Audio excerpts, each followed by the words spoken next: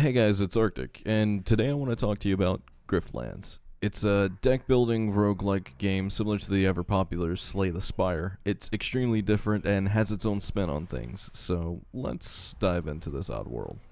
To give a little backstory, Griftlands was originally released on the Epic Store on July 11th, 2019, and later after many updates, it was released on Steam as an early access project on June 14th of 2020 by the developer Klei Entertainment. From the roadmap shown by Klei Entertainment, they are looking at a possible 1.0 release of the game later this year, and it wouldn't surprise me as they have a pretty great track record of their early access games making it to full release and being pretty great.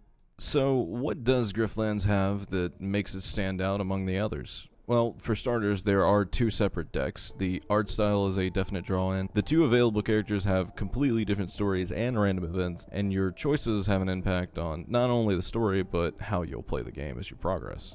So, let's talk characters and stories. There are two characters available as of the recording of this video, Cell and Rook. Now, they have two completely different playstyles, their stories take place in totally different places, their quests are different, and their final bosses are totally different. Sal's story consists of her being sold off into servitude by her previous mentor, Cascio, and now that she's worked her way out of servitude, she's back in Havaria, and she's ready to pick up the bounty on Caccio's head to exert a bit of revenge. Rook, on the other hand, is a previous officer of the Admiralty, which he eventually left as he could make more money doing other things, and he eventually comes across the Grout Bog, being contacted by an old friend for a job in which he is supposed to infiltrate the local workers' union and take them down.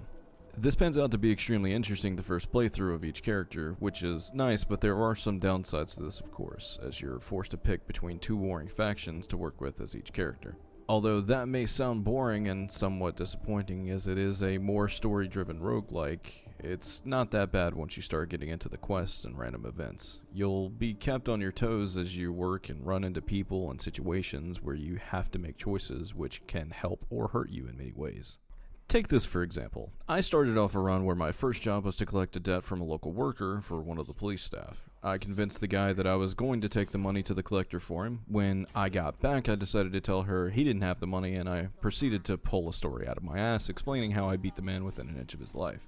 She looked at me with shock and horror as I weaved my tale and then paid me anyways. I then proceeded to give her a generous donation made up of the guy's money to have her love me, which in turn gave me a boon that stated once a day I can have the popo help me during a fight or negotiation. About a day or so later, I joined up with the local crooks, and my first job was to get my new best friend to leave her job. Because she liked me, she didn't really want to tell me no. And wouldn't you know it, I had a friend nearby that helped me egg her on to quit her job. I later on had a dispute with one of her friends and decided to gift them with a one-way trip to hell, and that was the straw that broke the camel's back, and she finally hated me, giving me a bane where no popo would help me with anything anymore. During the same playthrough where I joined the local crime syndicate, I decided to do a bounty hunting job to get a sick negotiation card, and wouldn't you know it, my first stop was in the same place I worked in. I had to get information on the guy I was hunting down, and again, wouldn't you know it, the only way I could get this information was to beat my coworkers half to death. Mostly. Anyways, the boss didn't seem to care, but the bartender didn't like this one bit, as the one I did kill was either his favorite patron, a close friend, or he just didn't like me giving his bar a new paint job. So it's fair to say that even though there may be a small bit of slack in the game, there's more than enough to pick up for it, and keep the game pretty fresh every run. The two separate decks also add to this, as you have the ability most of the time to choose whether you want to negotiate with someone or fight them. I personally like the ability to talk someone down and having the backup ability to then beat them down if they don't want to make things go easy.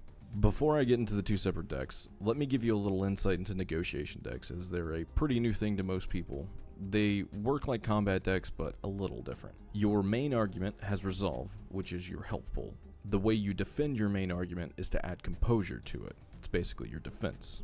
You can have side arguments as well as arguments that augment your attack and defense cards. These will float on the circle around your main argument. Each side argument does something different and has their own health pool. If you attack your opponent's side argument with more damage than it can take, the excess damage will hit the main argument, and the same happens for you as well. Based off of early playthroughs of the game, Sal and Rook both have good even decks overall, with the negotiation deck having an almost split between hostile and diplomatic cards, where both types of cards have their own arguments which augment them.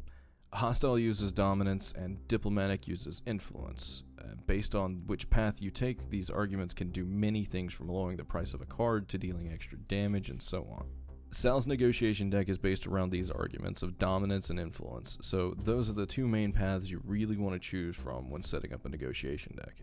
Rook, on the other hand, is based around his coin and the coin cards. This coin can be swapped out as you progress in his story when the guy who trades coins is at the bar. His base coin adds 1 composure or does 1 damage to a random argument based on which side it lands on. You have the ability to rig these coin flips as well via other cards. Their attack decks also start off pretty even as well, although Sal's starts with less damage on her attack cards but more defense on her defense cards, and Rook is vice versa. Less defense and more attack, but a little bit of a higher price. As you start to work with these two characters, there are a couple different upgrade paths to the attack decks from what I've seen. Sal has the ability to use a discard deck where she powers up her attack cards, a bleed deck where she stacks the enemies with bleed to drain them dry, and a combo deck to add extra damage to combo attacks, or even attack multiple times. Rook, on the other hand, can build a charge deck where his gun starts off with 3 charges that can then be filled and used for a plethora of things. This can also be overcharged to make attacks deal extra damage and can be used by cards that target overcharge for special effects or damage. The other deck that he can build is the empty deck, where he doesn't fill his gun's charge and instead uses this opportunity to lower the cost of other cards to deal more damage and use more cards. Now, this is the only ways that I've found so far in my 14 hours of play, and I haven't unlocked all the cards that will become available yet, so there are probably more viable decks or even more types of decks that will be available as things open up. If you haven't already noticed that the game looks nice and sounds really nice, then you're missing out. Every character looks well made and gives off really well done emotions for what's happening based on if you're fighting them or negotiating with them. When someone gets hurt, they limp off into the distance because you tagged them with daggers or shot them full of holes that have an impact. Now, even though I say the characters look great, it is extremely hard to differentiate some of them unless you're looking for their name or outfit or anything that stands out, because the race of dogmen, snail people, and I think that's horned rocks, do tend to look so similar that I confuse my archenemy with some random worker, so that could use a little work. Along with reactions and characters, the sound design is pretty good. Although I'm not a fan of the Sims-esque speaking, it does give off an alien language sound, and the general music of each location is nice. I really do enjoy me some synth while I'm knee-deep in a bog getting ripped to shreds by its inhabitants. Or while I'm enjoying a drink with a friend at the pub, the song from SpongeBob comes on. You know the one I'm talking about, the one that goes bee boo boo bop boo boo beep. I'm stretching too far for that joke. Anyways, although I joke, I do enjoy the music and the sound design for the game.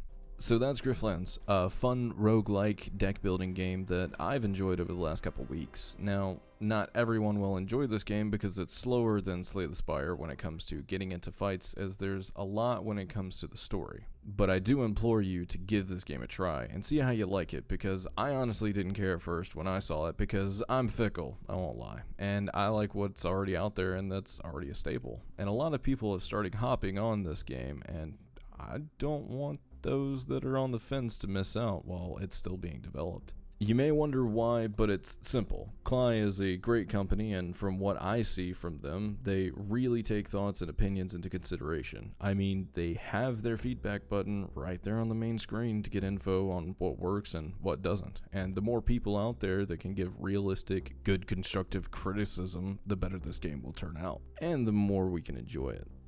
So, on that note, I appreciate you watching this. Hit subscribe and let me know what you think down below. Keep an eye out for more. Take care.